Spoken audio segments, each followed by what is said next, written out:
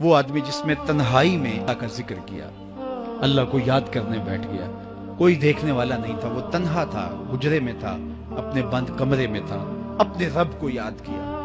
اللہ کی یاد کرتے کرتے اس کی آنکھوں سے آنسو ٹپکنے لگے، اس کی آنکھیں آنسوؤں کا خراج دینے لگی۔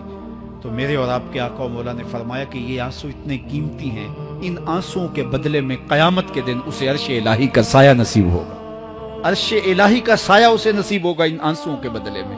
رومی علیہ رحمہ فرماتے ہیں جہاں پانی گرتا ہے وہاں سبزہ اگتا ہے، جہاں آنسو گرتے ہیں وہاں رحمت اترتی ہے۔ تو اس لیے جو اللہ کی یاد میں رونے کا لطف ہے اور اللہ کی یاد میں آنسو بہانے کا اجر اور صلہ رکھا گیا ہے، یہ گناہوں کو دھو ڈالتا ہے، یہ اندر کی صفائی اور ستھرائی کا سبب اور ذریعہ ہے۔ میرے اور آپ کے آقا و مولا نے فرمایا راتوں کی تنہائیوں میں اٹھ کے قرآن پڑھا کرو اور قرآن پڑھتے ہوئے رویا کرو۔ پھر فرمایا فَإِن لَمْ تَبْكُوا فَتَبَاكُوا، اگر رونا نہ آئے تو رونے کی کوشش کیا کرو۔ حضرت داتا گنج بخش علی حجویری سے ایک مرید نے کہا حضرت اگر رونے کی کوشش کریں پھر بھی رونا نہ آئے، فرمایا پھر اپنے مقدر پہ رویا کرو۔ تم اتنے سنگ دل ہو گئے ہو کہ تمہاری آنکھیں آنسوں کا خراج نہیں دیتی۔ جو رونا نہیں جانتا وہ اللہ کی رحمتوں کو اور اللہ کی کرم نوازیوں کو کیسے سمیٹ پائے گا؟ بچہ روتا ہے تو ماں دودھ دیتی ہے، جب بندہ اللہ کی حضور الہاؤ زاری کرتا ہے، عجز کرتا ہے، انکساری کرتا ہے تو اللہ کی رحمتوں کو جوش آتا ہے اور اللہ تعالیٰ کی رحمتیں اس پہ برستی ہیں۔ جوانوں میں آپ سے مخاطب ہوں، اللہ کو بوڑھے کی توبہ بھی پسند ہے، اللہ کو ہر ایک شخص کی توبہ پسند ہے، لیکن یہ بات ذہن میں رکھو کہ میرے اللہ کو جوان کی توبہ بہت زیادہ پسند ہے۔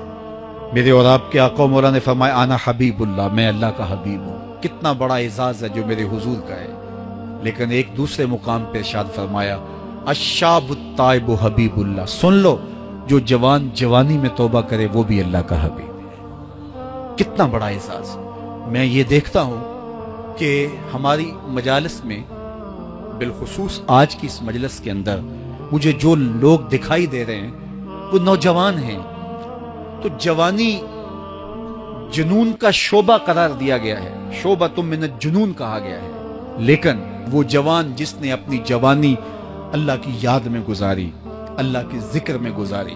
جوانوں عبادت کی لذت بھی جوانی میں ہے، اگرچہ جوانی مستانی ہوتی ہے، ذرا اس مستانی جوانی کو تہجد کے مصلے پہ لا کے دیکھو، کیا مستی چڑھتی ہے سجدوں کے اندر، کیا لطف ہے قیام کے اندر، کیا سکون ہے رکوع کے اندر۔ اس جوانی کو مالک کی چوکھٹ پہ لاؤ، پھر دیکھنا کہ یہ جوانی کتنی لذت آفریں ہوتی ہے، اور پھر اس جوانی کے بدلے میں اللہ تعالیٰ تمہیں کیا کیا عطا فرماتا ہے۔ وَرَجُلٌ قَلْبُهُ مُعَلَّقٌ بِالْمَسَاجِدِ، وہ آدمی جس کا دل مسجد کے ساتھ وابستہ ہوتا ہے، اللہ کے گھر کی تعمیر، اللہ کے گھر کی تزئین، اللہ کے گھر کی صفائی ستھرائی، اللہ کے گھر کی آباد کاری، اللہ کے گھر کی حاضری، یہ اس کی زندگی کا مشغلہ ہے۔ مسجد کے ساتھ وابستہ ہے، اس کو جنون ہے اللہ کا گھر خوبصورت ہو، اس کو جنون ہے اللہ کے گھر میں رونق ہو، اس کو جنون ہے کہ اللہ کے گھر میں صفائی ستھرائی ہو، پاکیزگی ہو، لوگوں کا آنا ہو اور لوگوں کا مسجد سے ربط ہو، اور مسجد کی حفاظت اس نے اپنے ذمے لی ہوئی ہے، مسجد کے کام وہ غلاموں کی طرح کرتا ہے۔ سنو سنو، میرے حضور نے فرمایا قیامت کے دن اللہ اسے اپنے عرش کا ٹھنڈا سایہ عطا فرمائے۔ فرمایا کچھ لوگ مسجدوں کی میخیں ہوتی ہیں، جس طرح لکڑی میں کیل ٹھک جاتا ہے وہ بھی مسجد میں یوں ٹھک جاتے ہیں، جب بھی تلاش کرو مسجد میں ملیں گے۔ فرمایا جب وہ بیمار پڑ جاتے ہیں اللہ کے فرشتے ان کے گھر میں حال پوچھنے جاتے ہیں۔ یارو جوانی کے ایام میں مسجدوں کے ساتھ اپنے آپ کو وابستہ کرو، مسجدوں کی صفائی بھی اپنے معمولات میں شامل کرو۔ جس طرح آپ اپنے معمولات بتاتے ہیں کہ ویکینڈ پہ میں یہ کرتا ہوں، روزانہ کی میری جو ہے وہ ترتیب یہ ہے، مہینے کے بعد ایک مرتبہ یہ تفصیلی کام کرتا ہوں، اپنی زندگی میں مہینے بعد 8 دن بعد یا جب آپ کو فرصت ہو مسجد کی صفائی کا اپنے اوپر ذمہ لو۔ کسی بھی مسجد میں چلے جاؤ، اس کو صاف کرو۔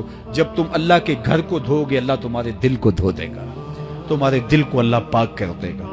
تو یہ مسجدیں کعبۃ اللہ کی بیٹیاں ہیں، اللہ تعالیٰ نے مسجدوں کے ذریعے زینت دی ہے زمین کو، جس طرح آسمان ستاروں سے سجا ہوا ہے، زمینیں مسجدوں سے سجی ہوئی۔ اس لیے اللہ کے گھر کے ساتھ جو شخص ربط رکھتا ہے، میرے اور آپ کے آقا و مولا نے فرمایا قیامت کے دن اس کو اللہ اپنی عرش کا ٹھنڈا سایہ عطا فرمائے۔